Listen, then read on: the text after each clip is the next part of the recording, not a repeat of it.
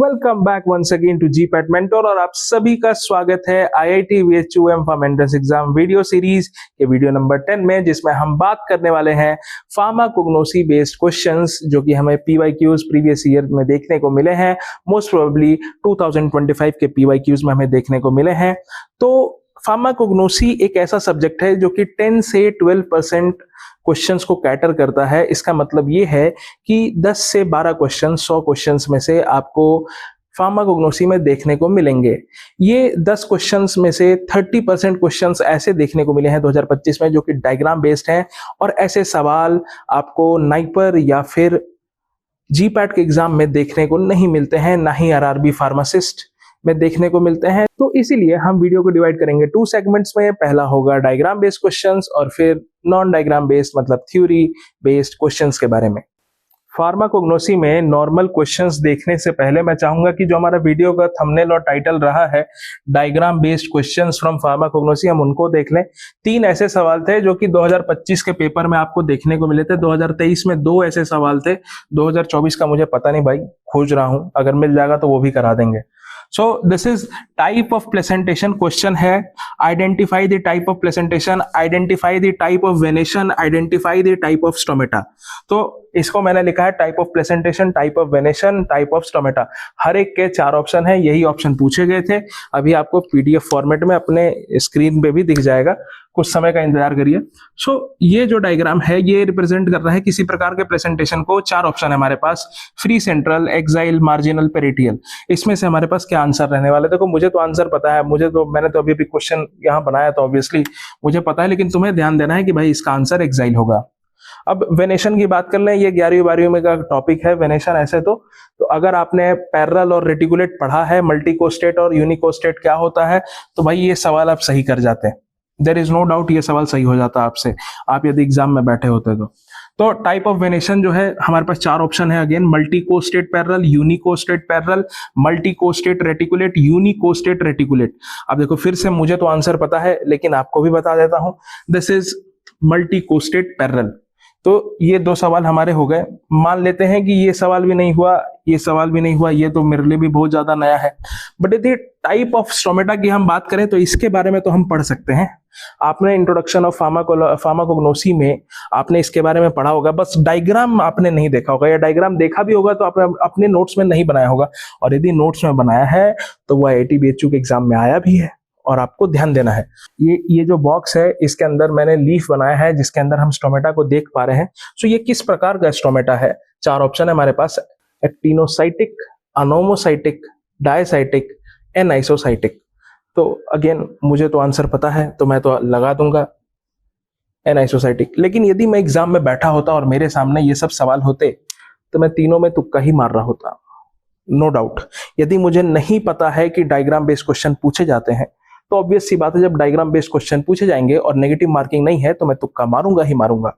Why would I leave my chances? Similarly यदि अभी तक आपने कोई डायग्राम बेस्ड अपने नोट्स नहीं बनाए हैं, अगर बनाए हैं तो उनको जाके एक बार देख लीजिए, और यदि नहीं बनाए हैं तो बनाने की जरूरत नहीं है, आइएगा तुक्का मार के चले जाइएगा। Moving to the second part of the video, जहां हम डिस्कस करने वाले हैं ऐसे नॉर्मल क्वेश्चंस जो कि डायग्राम बेस्ड नहीं है, जो आपको जीपैट और नाइपर के क्वेश्चन पेपर में भी देखने को मिल सकते हैं। इस प्रकार के सवाल टोटल 11 क्वेश्चंस है, मतलब 11 क्वेश्चंस ये और 3 क्वेश्चन डायग्राम बेस के, टोटल 14 क्वेश्चंस पूछे गए थे फार्माकोग्नोसी में for the IIT BHU form entrance exam 2025।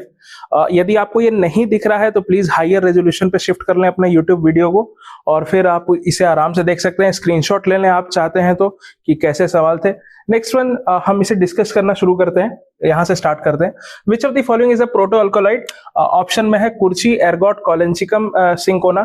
थोड़ा सा प्रोनाउंसिएशन को लेके इशू हो सकता है बट आप समझ पाएंगे। So the correct answer is C, collenchyma. Ash value है, ash value indicates cell and tissues, water, silicates, oxalate and phosphates, chemical constituents.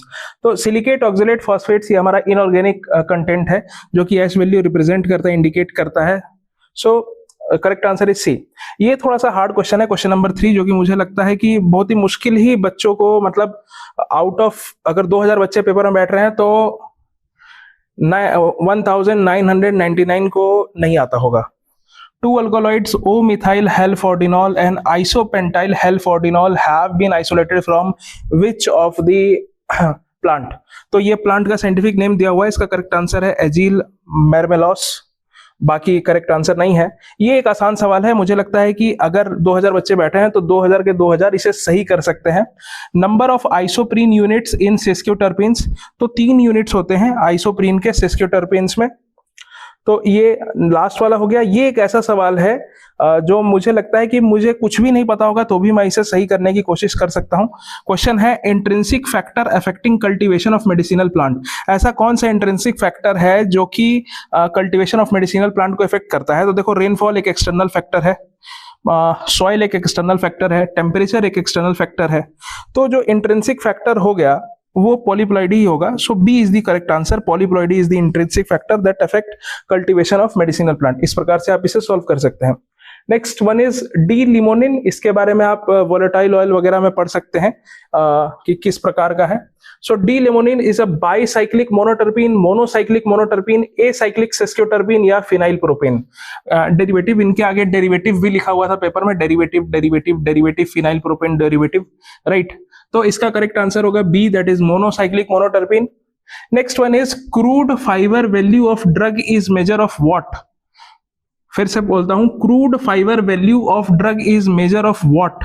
So option है mineral matter, woody matter, organic matter, soft tissue matter. देखो यहाँ क्या है ना कि ज्यादातर बच्चे would either go with organic और would either go with woody. तो देखो ऐसा क्या है ना कि दोनों आपस में बहुत ज्यादा डिफर करता है। Correct answer would be woody matter. Woody matter हमारा करेक्ट आंसर होगा।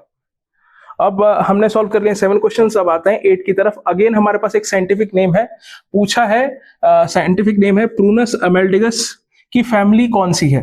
सो फैमिली ऑब्वियसली आपको याद करवाई जाती है, आपको याद होना चाहिए। Rosaceae is family name of Prunus amygdalus. Next is Salkowski test is confirmatory for what? Carbohydrate, alkaloid, sterol, saponin, glycosides. तो भाई देखो, केमिकल टेस्ट तो मिस ही नहीं करने हैं। आपसे नाइपर में भी पूछा जा सकता है, नाइपर का पेपर अभी देना बाकी है। सो जैसे कि फैमिली नेम हो गया, टेस्ट हो गए, सेस्क्योटर्पिन कितने होने चाहिए, एश वैल्यू क्या रिप्रेजेंट करती है, हाइड्रोक्सिल वैल्यू क्या रिप्रेजेंट करती है, ये सब आप क्वेश्चन मिस नहीं कर सकते हो। ये सब छोड़ने वाली चीजें नहीं है। प्रोटो अल्कलॉइड का एग्जांपल, रेजिन में भी टाइप होते हैं तो रेजिन का कौन सा एग्जांपल है, टेनिन में टाइप होता है तो कौन से टेनिन का क्या एग्जांपल है, ये सब आपको पता होना चाहिए। छोटे छोटे सवाल हैं जो आपसे मिस नहीं होने चाहिए, right. Salkowski test is confirmatory for sterol, इसका करेक्ट आंसर स्टेरॉल होगा।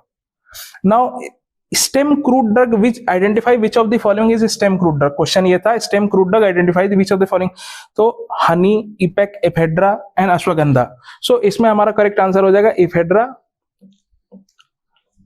होपफुली सही प्रोनाउंस कर रहा हूं इसे। लास्ट क्वेश्चन की तरफ आते हैं। देखो ये भी एक मतलब ऐसा समझ लो कि यदि मुझे नहीं पता होता तो मैं इसको थोड़ा जनरल नॉलेज या जनरल एबिलिटी के बेसिस पे इस क्वेश्चन को लगाने की कोशिश करता। Tissue and cell culture without agar in liquid medium is. कौन सा ऐसा टिश्यू या सेल कल्चर है जिसमें अगर लिक्विड मीडियम में नहीं यूज किया जाता है? अगर क्या है? अगर सॉलिडिफाइंग एजेंट है। तो ऐसा कोई इसमें वो देखो कि जो सॉलिडिफाइंग एजेंट पे काम नहीं करता हो। सो इसमें क्या होगा? कैलस कल्चर में भी सॉलिडिफाइंग एजेंट होता है, प्रोटोप्लास्ट में भी होता है, इनऑर्गेनिक में भी होता है। सस्पेंशन कल्चर में यदि हम सॉलिडिफाई कर देंगे तो सस्पेंशन कल्चर बनेगा कैसे? नहीं बन पाएगा। So agar is not a constituent of suspension culture. इस प्रकार से हम सारे क्वेश्चंस को सॉल्व कर सकते हैं। देखो इसमें से क्या है ना कि यदि मैं तुम्हें इंडिकेट करूं मेरी तरफ से कि मैं क्या देख पा रहा हूं। देखो एक तो ये सवाल आसान है, ये थोड़ा हार्ड है, ये मैं कह सकता हूं। ये भी कुछ हद तक हार्ड कह सकते हैं। दिस वन इज नॉट, ये नहीं हो सकता। ये दिस वन इज इजी, ये हार्ड है थर्ड वाला। Fourth is easy, fifth is easy, ash value this is easy. एक बार के लिए यदि आप प्रोटो अल्कलॉइड पढ़े हुए हो तो ये भी आसान है। मान लेते हैं ये थोड़ा मुश्किल है, ये मुश्किल है, कोई बात नहीं। तो 14 सवाल में से आपको 1 2 3 4 5 6 ऑलमोस्ट 6 से 7 क्वेश्चन ऐसे हैं जो कि आप अटेम्प्ट कर सकते हो। मतलब ये 100% आपके करेक्ट होने के चांसेस हैं। तो बाकी बचे हुए, क्योंकि हमारे पास नेगेटिव मार्किंग नहीं है, तो बाकी बचे हुए सवाल में आप आराम से तुक्का, फ्लूक, कुछ भी कह सकते हो, उसे आप लगा सकते हो। कहीं ना कहीं वो जाकर आपको आपके ओवरऑल जो परफॉर्मेंस है 100 मार्क्स में से उसको हेल्प ही करेगा। बोल रहा हूं, ध्यान से सुनना, क्वेश्चन एक भी छोड़ के नहीं आना है। ओएमआर शीट को बहुत ध्यान से भरना है। This is an conservatory test. भाई पुराने तरीकों से टेस्ट होता है। ओएमआर शीट में गलती कर देते हो, क्या होगा कि भरते भरते जाओगे, फिर पता लगेगा अरे लास्ट वाला तो रही गया और पूरे सारे के सारे ओएमआर शीट भर गई। फिर पता चलेगा देखो 36 नंबर क्वेश्चन से बचा हुआ है। 36 नंबर क्वेश्चन के बाद के सारे आंसर, कोई नया ओएमआर शीट नहीं मिलेगा। ओएमआर शीट बहुत ध्यान से भरना। मिस्टेक कर जाओगे ओएमआर शीट, फिर दिक्कत होगी सीरियसली।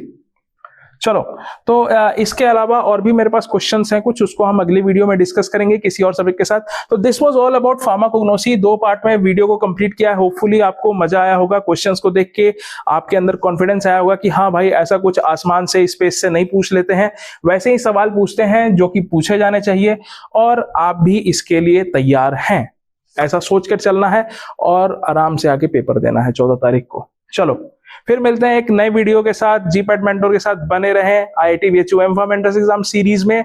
तब तक के लिए जय हिंद, जय भारत।